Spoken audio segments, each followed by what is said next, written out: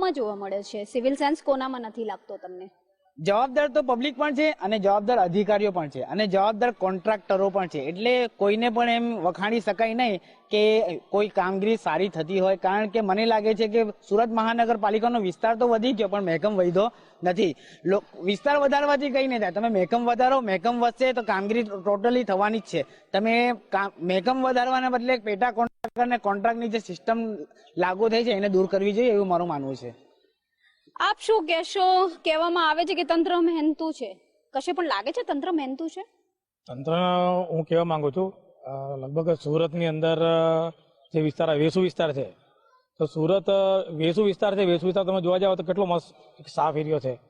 એટલે તંત્રમાં જે સુરત મહાનગરપાલિકાના અંદર જે કોર્પોરેટરો છે, જે ધારાસભ્યો છે અને જે સ્થાયી કમિટી છે, હું ચોખ્ખું આ લોકોના અંદર પેલા જાતિગત ભેદભાવ અને ધર્મ પક્ષપાત છે. તમે જાઓ જ્યાં SC ST OBC લઘુમતી મુસ્લિમની જે વસ્તી છે તે વસ્તીમાં ટાઈમસર સાફ સફાઈ થતી નથી, ટાઈમસર ગટરો સાફ થતી નથી, ટાઈમસર એ લોકોને જે પાણીની સુવિધા છે એ નથી મળતી, ત્યાંના થીગડા મારીને જતા રહે છે. હાલમાં લગભગ રાંદેરમાં આજે 22 વર્ષ કે 25 વર્ષ કે 30 વર્ષ પૂરા થવાના, હજી કોઈ રોડ એ લોકોએ ડેવલપ કર્યા નથી.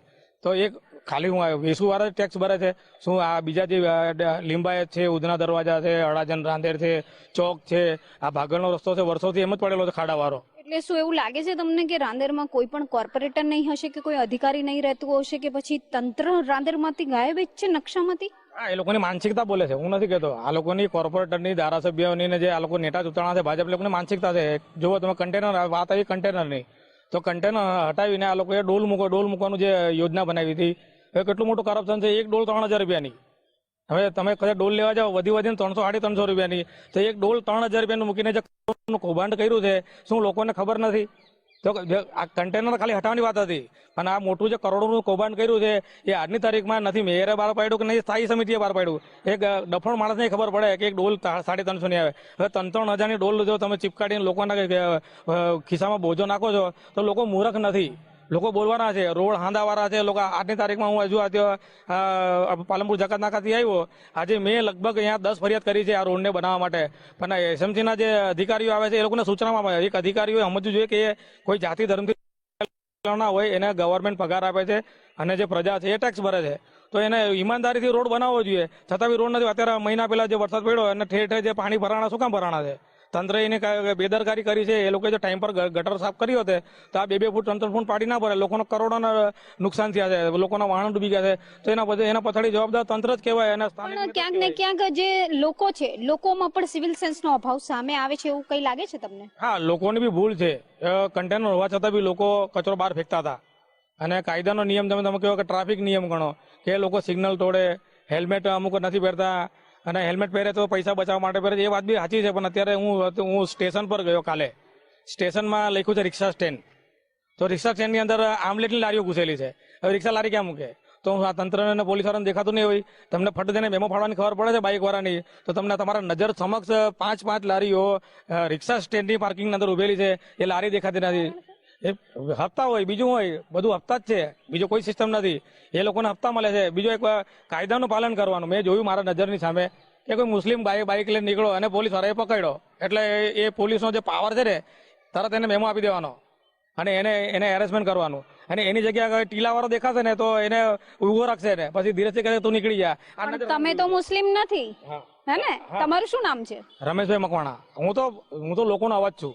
જે નજરે જોયું છે અનુસૂચિત જાતિથી હું આવું છું, જે લોકોનો નજરિયો મેં જોયો છે અને મેં મારા નજરની સામે મેં રજૂઆતો જ કરી છે. જરા એક આપણે મુગલીસરામાં એક NRCને લઈને જે મુસ્લિમ સમાજે રેલી કાઢી હતી, તે દિવસે મુસ્લિમના યુવાનોને ચામુંડા હોટલથી રાતે પકડી નાખતા હતા. ત્યારે એક મારો ફ્રેન્ડ છે રાજપૂત છે, એક ઓવરલોડ પેસેન્જર ભરીને ગયો હતો, તો PI પોતે ગાડી રોકી દઈને એને પૂછ્યું તું મુસ્લિમ છે કે હિન્દુ છે?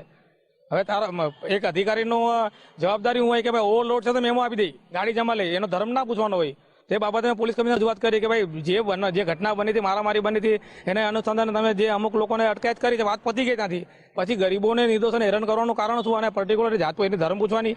એટલે ક્યાંક ને ક્યાંક શરમજનક વાત છે કે ધર્મને પણ વચ્ચે લાવવામાં આવે છે. પણ સર, ક્યાંક આ રીતે જે તંત્રની મોટી જે તંત્રના પોકળ દાવા સામે આવી રહ્યા છે કે ભાઈ સરકાર કામ કરી રહી છે, તંત્ર કામ કરી રહ્યું છે, ગંદકી, સફાઈ, ટ્રાફિકના નિયમોનું પાલન થઈ રહ્યું છે, લોકોમાં સિવિલ સેન્સ છે, માત્ર લોકો જ જવાબદાર છે?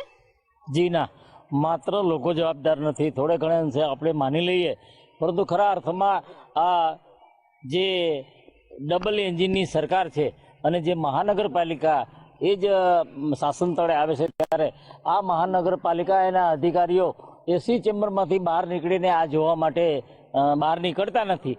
અને હું તો આપને એમ કહું કે મહાનગરપાલિકાના અધિનિયમની કલમ 63(2) ની જોગવાઈ એવી છે કે મહાનગરપાલિકાની રેવન્યુ આવકના 10% રકમ આ વીકર સેક્શનના એરિયામાં વાપરવી જોઈએ, પરંતુ એ બજેટની રકમ ખોટી જગ્યાએ વાપરી છે. એના મેં આરટીઆઈથી આંકડા કાઢ્યા છે અને નામદાર મહાનગરપાલિકા કમિશનરને નોટિસ પાઠવી અને હમણાં હું એડવોકેટ છું પરિસ્થિત રાઠોડ, એટલે હું હમણાં હાઈકોર્ટમાં એ પિટિશન કરવાનો છું. હું આપણે બીજી વાત કહું કે આજે મનુવાદી શાસકો છે અને એ શાસકો જે સુપર સવર્ણ એરિયાની અંદર દર વર્ષે પેવરના ડામર થાય છે, પરંતુ જ્યાં ગરીબ લોકો રહે છે, જે એસસી એસટી ઓબીસી અને લઘુમતી સમાજના વિસ્તારો છે, ત્યાં કોઈ ડામર રોડ રસ્તા ગટર કે લાઇટની સુવિધા નથી, ગંદકીના ઢગલા છે. કેવી રીતે સુરતને આવો એવોર્ડ મળ્યો? એ એવોર્ડ આપવા માટે પણ એક આખી સાજિશ છે. અને જો આ જે અધિકારીઓ બેઠેલા છે એસી ઓફિસમાં, એ બહાર નીકળીને આ વીકર સેક્શનના વસવાટના એરિયા જાણે, જુએ તો એને ખબર પડે. અને એના માટે તો હું એમ કહું છું કે હું પણ પછાત જાતિમાંથી આવું છું અને અમારા એસસી એસટી ઓબીસીના જે કાઉન્સિલરો છે એ પણ બેરા અને મૂંગા છે. એનું કાંઈ ચાલતું નથી. એ ધારે તો અવાજ ઉઠાવી શકે, પણ પાર્ટીની એક ગરિમાને કારણે એ મૂંગા છે. એ લોકો પણ આના માટે જવાબદાર છે. અને એ રીતે ટ્રાફિકમાં પણ આપણે જાણીએ છીએ કે ટ્રાફિકના મેમાં ફાડી અને લોકોને ડરાવવાની વાત આવે છે. લોકોમાં અવેરનેસ નથી, એ સ્વીકારીએ, પરંતુ મહાનગરપાલિકા અને પોલીસ તંત્ર જે ટ્રાફિક માટેની જે વ્યવસ્થા કરવી જોઈએ એ વ્યવસ્થા સુઘડ નથી. એ આંખે જોઈ શકાય છે. અને એના માટે જો ટ્રાફિકના સેન્સ કેળવાય, સાથોસાથ પોલીસ તંત્ર અને ટ્રાફિકના જે નિયમો છે એને આધારે આ મહાનગરપાલિકા અને એના શાસકોએ વ્યવસ્થા કરવી જોઈએ. સાચી વાત છે. ક્યાંક ને ક્યાંક